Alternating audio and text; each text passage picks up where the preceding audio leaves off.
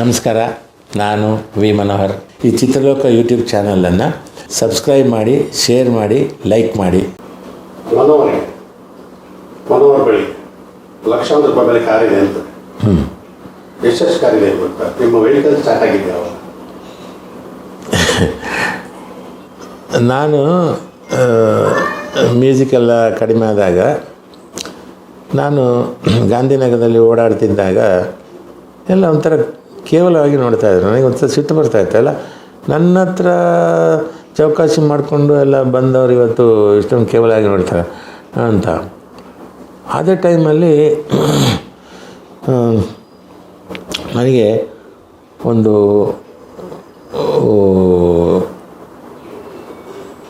ವಿಷ್ಣು ಸರು ನನಗೆ ಒಂದು ಹೆಲ್ಪ್ ಮಾಡಿದರು. ತುಂಬ ಸ್ವಲ್ಪ ಪ್ರಾಬ್ಲಮಲ್ಲಿದ್ದೆ, ಯಾವುದೋ ಒಂದು ದುಡ್ಡು ಬರಬೇಕಾಯ್ತು, ಅದು ಬರಲಿಲ್ಲ. ಅವರು ಕೊಡಿಸಿದ್ರು. ಅದರಲ್ಲಿ ಒಂದು ನನಗೆ 3 ಲಕ್ಷ ಬಂತು. ಆ 3 ಲಕ್ಷನ ನನ್ನ ಅಸಿಸ್ಟೆಂಟ್ ಏನಂದ, ನಿಮ್ಮ ಹತ್ರ ಇದ್ದರೆ ನೀವು ಖರ್ಚು ಮಾಡ್ತೀರಿ, ಅವ್ರಿವ್ರು ಕೇಳಿದ್ರೆ ಕೊಡ್ತೀರಿ, ಇದಕ್ಕೆ ಏನಾದ್ರು ಒಂದು ಪ್ರಾಪರ್ಟಿ ತಗೊಳ್ಳೋಣ ಅಂತ. ಏನು ಪ್ರಾಪರ್ಟಿ? ಸೈಟ್ ಬೇಡಪ್ಪ, ನನಗೆ ಸೈಟ್ ಅಂದರೆ ಭಯ ಆಗುತ್ತೆ, ತುಂಬ ಮೋಸ ಇದೆ ಇಲ್ಲಿ, ಸರಿ ಹಾಗಾದರೆ ಒಂದು ಕಾರ್ ತೊಗೊಳ್ಳೋಣ. ಆಗ ಊರೆಲ್ಲ ಐಕಾನ್ ಕಾರೇ ಹೋಗ್ತಾಯಿತ್ತು. ಐಕಾನ್ ಬೇಡ, ಎಲ್ಲೂ ಯಾರ ಹತ್ರನೂ ಇರಬಾರ್ದು ಅಂತ ಕಾರು. ಆ ಟೈಮಲ್ಲಿ ಕರೆಕ್ಟಾಗಿ 2003ನೇ ಇಸ್ವಿಗೆ ಟೊಯೋಟಾ ಕಂಪನಿಯವರು ಕೊರೋಲಾ ಅಂತ ಒಂದು ಕಾರು ಬಿಟ್ಟರು. ಅದನ್ನು ತಗೊಳ್ಳೋಣ ಅಂತ. ಸೊ ಡೌನ್ ಪೇಮೆಂಟು ಕೊಟ್ಟು ಅವರು ಅದಕ್ಕೆ ಸಾಲ ಎಲ್ಲ ಅವರೇ ಮಾಡಿಕೊಡ್ತಿದ್ರು, ಟೊಯೋಟಾ ಸಂಸ್ಥೆಯವರೇ. ಕೊರೋಲಾ ಕಾರು ಒಂಥರ ಪರ್ಲ್ ವೈಟ್, ಒಳ್ಳೆ ಚಂದದ ಕಾರು ತೊಗೊಂಡೆ.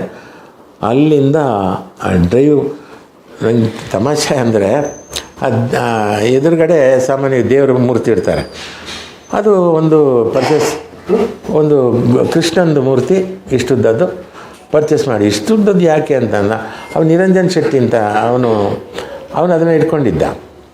ಅವನು ಹಿಂಗೆ ಇಟ್ಕೊಂಡಿದ್ದ, ನಾನು ಹಿಂಗೆ ನೋಡ್ತಾ ಇದ್ದೀನಿ, ಅದು ಪುಳುಕ್ಕಂತ ಕೆಳಗೆ ಬಿತ್ತು, ಅದು ಕೆಳಗಡೆ ಮುಚ್ಚಳ ಇದಾಗಿ ಬಿತ್ತು. ಅವನು ಟಕ್ಕಂತ ಹಿಂಗೆ ಇಟ್ಕೊಂಡ. ಎಲ್ಲ ಇದು ರಿಫ್ಲೆಕ್ಷನ್ ಅಂದರೆ ಇದು ಅಷ್ಟು ಬೇಗ ಇಟ್ಕೊಂಡ ಸರಿ. ಅದನ್ನು ಅಂಟಿಸ್ಬಿಟ್ಟು ಕಾರು ಡ್ರೈವಿಂಗ್ ಆಗ್ತಾನೆ ಕಾರ್ ಕಲ್ತಿದ್ದೆ, ನಾನು ಡ್ರೈವಿಂಗ್ ಕಲ್ತಿದ್ದೆ. ಬಟ್ ಟೊಯೋಟಾ ಶೋರೂಮ್ ಇದ್ದಿದ್ದು ಮಹಾಲಕ್ಷ್ಮಿ ಲೇಔಟು. ಮಹಾಲಕ್ಷ್ಮಿ ಲೇಔಟಿಂದ ನಾವು ಬನಶಂಕರಿ ಸೆಕೆಂಡ್ ಸ್ಟೇಜಿಗೆ ನಾನೇ ಕಾರು ಓಡಿಸ್ಕೊಂಡು ಬಂದು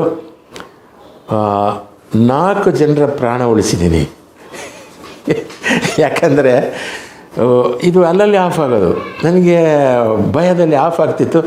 ಆಫ್ ಆಗಿ ಆಕ್ಸಲರೇಟರ್ ಜೋರು ಕೊಟ್ಟಾಗ ಜರ್ರ್ ಅಂತ ಹೋಗ್ತಿತ್ತು.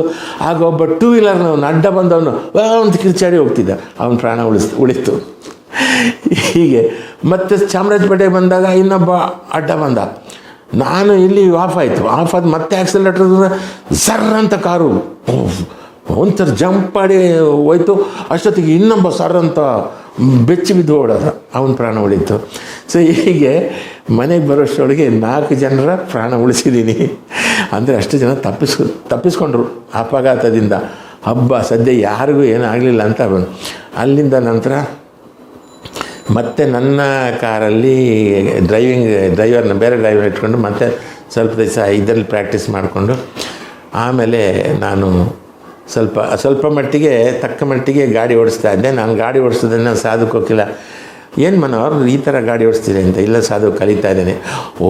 ಕಲಿಯೋಕ್ಕೆ ಕೊರೋಲಾ ಕಾರು, ಹಾಗಾದರೆ ರಿಯಲಾಗಿ ಯಾವ್ದು ತಗೋತೀರ ನೆಕ್ಸ್ಟು ಅಂತ ಸಾಧು ಕಿಂಡಲ್ ಮಾಡ್ತಿದ್ರು. ಸೊ ಹಾಗೂ ಈಗೂ ಇವತ್ತಿನವರೆಗೂ ನಾನು ಅವತ್ತು ತಗೊಂಡ ಕಾರು 24 ವರ್ಷ ಆಯಿತು. ನನಗೆ ಬೇರೆ ಕಾರ್ ತೊಗೋಬೇಕು ಅಂತ ಅನ್ನಿಸ್ಲಿಲ್ಲ. ನನಗೆ ಒಂದು ಗಾಡಿ ಅಂತಂದರೆ ಅದು ನಮ್ಮನೆ ಮಗ, ನಮ್ಮನೆಯ ನನ್ನ ಇಷ್ಟು ದಿವಸ ನನ್ನನ್ನು ಹೊತ್ಕೊಂಡು ಹೋಗಿದೆ, ನನ್ನನ್ನು ಉಳಿಸಿದೆ. ಕಾರಿಗೂ ಜೀವ ಇದೆ. ನಾವು ಕೂತಾಗ ನಮ್ಮಲ್ಲಿರುವ ಒಂದು ವಿದ್ಯುತ್, ಆ ವಿದ್ಯುತ್ತನ್ನು ನಾವು ಆತ್ಮ ಅಂತ ಕರಿತೀವಿ. ನಮ್ಮ ವಿದ್ಯುತ್ ಸ್ಪ್ರೆಡ್ ಆಗುತ್ತೆ, ಅದು ಎಲ್ಲ ಏರಿಯಾದಕ್ಕೆ ಆ ವರ್ತುಲದಲ್ಲಿ ಇರುತ್ತೆ. ಅದು ಆವಾಗ ಕಾರಿಗೆ ಒಂದು ಜೀವ ಇದ್ದಾಗೆ. ನಾನು ಬೇರೆ ಒಂದು ಯಂತ್ರ ಅಂತ ನಾನು ಯಾವತ್ತು ತಿಳ್ಕೊಂಡಿಲ್ಲ. ಹಾಗಾಗಿ ಇವತ್ತಿನವರೆಗೂ ಅದೇ ಕಾರಲ್ಲಿ ಇದ್ದೀನಿ. ನಾನು ತಗೊಂಡಿದ್ದು ಒಂದೇ ಒಂದು, ಅದೇ ಕೊನೆಯವರೆಗೂ ಅದೇ ಇರುತ್ತೆ ನನ್ನ ಜೊತೆ. ಕಾರಿಗಿಂತ ಮುಂಚೆ ಒಂದು 2 ವೀಲರ್ ಇತ್ತು. 2 ವೀಲರು ಕಲಿತೆ ಕೊನೆಗೂ ಕಲಿತೆ. ಬಂದೇ ಇಲ್ಲ, ಅದು ಆ ಬ್ಯಾಲೆನ್ಸು ಸಿಗಲಿಲ್ಲ. ಆದರೂ ಸ್ವಲ್ಪ ಮಟ್ಟಿಗೆ ಸ್ವಲ್ಪ ದೂರ ಓಡಿಸ್ತಿದ್ದೆ. ತುಂಬ ದೂರ ಹೋಗ್ಬೇಕಾದ್ರೆ ರವಿ ವರ್ಮ ಅಂತ ನಮ್ಮ ಅಸಿಸ್ಟೆಂಟ್ ಇದ್ದ. ಅವನು ರವಿ ನೀನು ಮುಂದೆ ಕೂತ್ಕೊಪ್ಪ, ನಾನು ಹಿಂದೆ ಕೂತ್ಕೋತೀನಿ ಅಂತ. ಆವಾಗ ಲಂಕೇಶ್ ಪತ್ರಿಕೆಯಲ್ಲಿ ನನ್ನ ಗೆಳೆಯ ಸದಾಶಿವ ಶೆಣೈ ಬರೆದ್ರು, ವಿ ಮನೋವ್ರಿಗೆ ಬೈಕ್ ಓಡ್ಸೋಕ್ಕೂ ಡ್ರೈವರು ಅಂತ ಬರೆದ್ರು. ಸೊ ಈ ಥರ ತುಂಬ ಮಂದಿ ಕಿಂಡ್ಲು ಮಾಡ್ತಾಯಿದ್ರು, ಏನಪ್ಪ ಬೈಕಿಗೂ ಡ್ರೈವರ್ ಇಟ್ಕೊಂಡಿದ್ಯಾ ಅಂತ. ಸೊ ಈ ಥರ ನಮ್ಮದು ಆ ಡ್ಯಾಶಿಂಗ್ ನೇಚರ್ ಇಲ್ಲ, ಇರೋದ್ರಲ್ಲಿ ತೃಪ್ತಿ ಪಡೆಯುವಂಥ ನೇಚರು. ಆ ಬೈಕು ಆಮೇಲೆ ಕೈಯಿಂದ ಕೈಗೆ ಹೋಗಿ ಅದು ಈಗ ಇಲ್ಲ, ಅದು ಎಲ್ಲಿ ಹೋಯ್ತು ಅಂತ ಗೊತ್ತಿಲ್ಲ, ಹೀಗಾಯಿತು. ಮತ್ತು ಕೊರೋಲಾ ಈಗಲೂ ಇದೆ, ಇನ್ನು ಮುಂದಕ್ಕೂ ಇರುತ್ತೆ, ನಾನು ಇರುವಷ್ಟು ದಿವಸ ಇರುತ್ತೆ. ಫಸ್ಟ್ ಟೈಮು ಆ ಕಾರು ತಗೊಂಡು ನಾವು ನಂದು ಎಲ್ಲ ಸ್ವಲ್ಪ ಪ್ರಾಕ್ಟೀಸ್ ಮಾಡಿಕೊಂಡು ಸೀದಾ ಅಣ್ಣವ್ರ ಮನೆಗೆ ಹೋಗಿ ಅಣ್ಣವ್ರಿಗೆ ಹೇಳಿ, ಅಣ್ಣ ಕಾರ್ ತೊಗೊಂಡಿದ್ದೀನಿ, ನಿಮ್ಮ ಆಶೀರ್ವಾದ ಬೇಕು, ಕಾರೊಳಗೆ ನೀವು ಮತ್ತು ಅಮ್ಮ ಕೂತ್ರೆ ಒಂದು ರೌಂಡು ಬರ್ತೀನಿ ಅಂತ.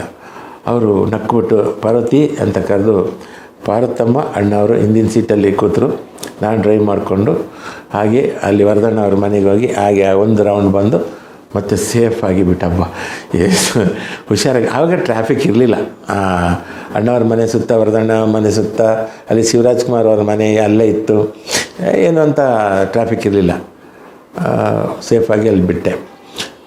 ಅದಾದಮೇಲೆ ಮತ್ತೆ ಯಾರು ಅಡ್ಡ ಬರಲಿಲ್ಲ, ನಾಯಿನೂ ಅಡ್ಡ ಬಂದಿಲ್ಲ. ಆಮೇಲೆ ವಿಷ್ಣು ಸರ್ ಮನೆಗೆ ಹೋದೆ, ಜಯನಗರಕ್ಕೆ ಹೋಗಿ ಅವರಿಗೂ ಸ್ವೀಟ್ ಕೊಟ್ಟು ಕಾರ್ ತೊಗೊಂಡಿದ್ದೀನಿ ಅಂತ. ಹಾಂ ಹೌದಾ, ಹೆಂಗೆ ಓಡಿಸ್ತೀರಿ ನೀವು ಅಂತ, ಅಣ್ಣ ಬನ್ನಿ ಅಂತ. ಸೊ ಅವ್ರನ್ನೂ ಕೂರಿಸ್ಕೊಂಡು, ಭಾರತಿಯಮ್ಮ ಇರಲಿಲ್ಲ, ಅವ್ರನ್ನ ಒಬ್ಬರನ್ನೇ ಕೂರಿಸ್ಕೊಂಡು ಅಲ್ಲೇ ಸ್ವಲ್ಪ ದೂರ ಹೋಗಿ ಮತ್ತೆ ಅವ್ರನ್ನ ಬಿಟ್ಟು ಬಂದೆ ನಾನು. ಹೀಗೆ ನನ್ನ ಕಾರಲ್ಲಿ ಅಣ್ಣವರು, ಪಾರ್ವತಮ್ಮ, ವಿಷ್ಣು ಸರ್ ಎಲ್ಲ ಕೂತಿದ್ದಾರೆ. ಅದೊಂದು ಸೆಂಟಿಮೆಂಟ್ ಇದೆ ನನಗೆ, ಸೆಲೆಬ್ರಿಟೀಸು ಅಂಥ ದೊಡ್ಡ ವ್ಯಕ್ತಿಗಳು ಕೂತಿದ್ದಾರೆ ಅಂತ.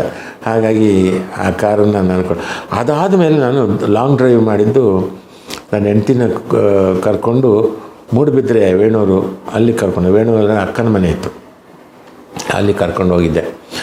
ಭಾಳ ಧೈರ್ಯ ನನಗೆ ಆವಾಗ, ಹೊಸದಾಗಿ ಮದುವೆ ಆಗಿದ್ದಲ್ವ, ಹೆಂಡ್ತಿ ಮುಂದೆ ಧೈರ್ಯ ತೋರಿಸ್ಲೇಬೇಕಲ್ಲ, ಹಾಗೆ ಹೋದೆ.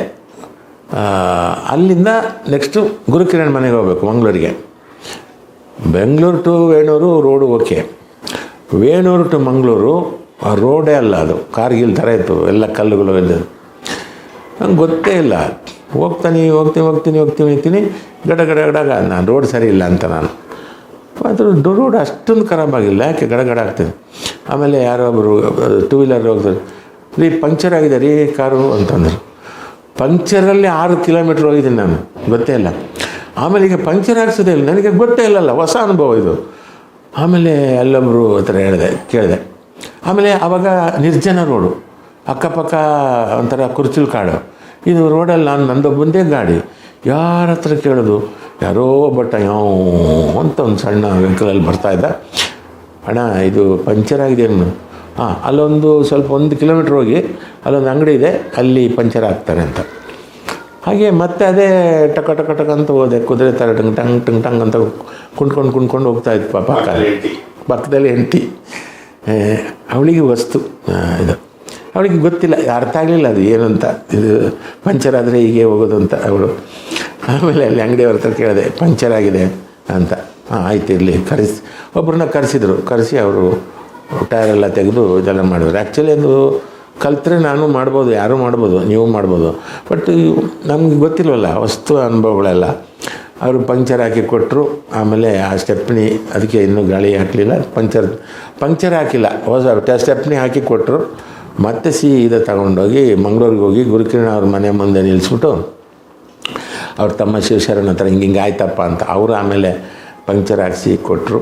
ಮತ್ತು ಅಲ್ಲಿಂದ ಬೆಂಗಳೂರಿಗೆ ಬಂದೆ. ಇದೊಂದು ಅನುಭವ ನನಗೆ. ಅಲ್ಲಿಂದ ನಂತರ ಲಾಂಗ್ ಡ್ರೈವ್ ಮಾಡಬೇಕು ಅಂದರೆ ಯಾರನ್ನಾದರೂ ಡ್ರೈವರ್ನ ಇಟ್ಕೊಂಡು ಹೋಗ್ತೀನಿ. ಇವತ್ತು ಸುತ್ತಮುತ್ತ ಎಲ್ಲ ತರಕಾರಿ ತರೋಕ್ಕೆಲ್ಲ ನಾನೇ ಕೊರೋಲಾ ಕಾರಲ್ಲಿ ಹೋಗಿ ತರಕಾರಿ ತರೋದು. ಸೊ ಈ ಥರ ಒಂದು ಅನುಭವಗಳೆಲ್ಲ, ನಾವೆಲ್ಲ ಅನುಭವವನ್ನು ತಮಾಷೆಯಾಗೆ ತಗೋತೀನಿ. ಅದರಲ್ಲೇ ಒಂದು ಖುಷಿ ಇದೆ. ಇಲ್ಲ, ಯಾರಿಗೂ ಟಚ್ ಮಾಡಿಲ್ಲ. ಅದೊಂದು ನನಗೊಂದು ಹೆಮ್ಮೆ ಇದೆ. 24 ವರ್ಷದಲ್ಲಿ ಯಾವ ಅಪಘಾತಗಳನ್ನು ಮಾಡಿಲ್ಲ. ಸಣ್ಣ ಪುಟ್ಟ ಇದು ಈ ಏನಾಗೋದು ಅದೇನಾಗುತ್ತೆ, ದಿನ ಬಿಸಿಲಲ್ಲೇ ನಿಲ್ಲಿಸ್ತಿದ್ರಿಂದ ಕೆಲವು ವೈರೆಲ್ಲ ಕರಗೋಗ್ತಿತ್ತು. ಹಾಗಾಗಿ ಎ ಸಿ ಆಫ್ ಆಗಿ, ಎ ಸಿ 10 ವರ್ಷ ಎ ಸಿನೇ ಇರಲಿಲ್ಲ. ಯಾರಲ್ಲಿ ಕೇಳಿದ್ರು ಅದಕ್ಕೆ ಅದು ಆ ಪಾರ್ಟ್ ಹೋಗ್ಬೇಕು, ಈ ಪಾರ್ಟ್ ತರಬೇಕು ಅಂತೆಲ್ಲ ಹೇಳಿ ಕೊನೆಗೆ ಜೆ ಪಿ ನಗರದಲ್ಲಿ ಒಬ್ಬರು ಮುಸ್ಲಿಮು ಅವರು ನೀಟಾಗಿ ಮಾಡಿಕೊಟ್ರು ಎ ಸಿ. ಸೊ ಈ ಥರ ಎಲ್ಲ ಅನುಭವಗಳು, ಒಂದೊಂದೇ ಹೊಸ ಹೊಸ ಅನುಭವಗಳು ಹೀಗೆ.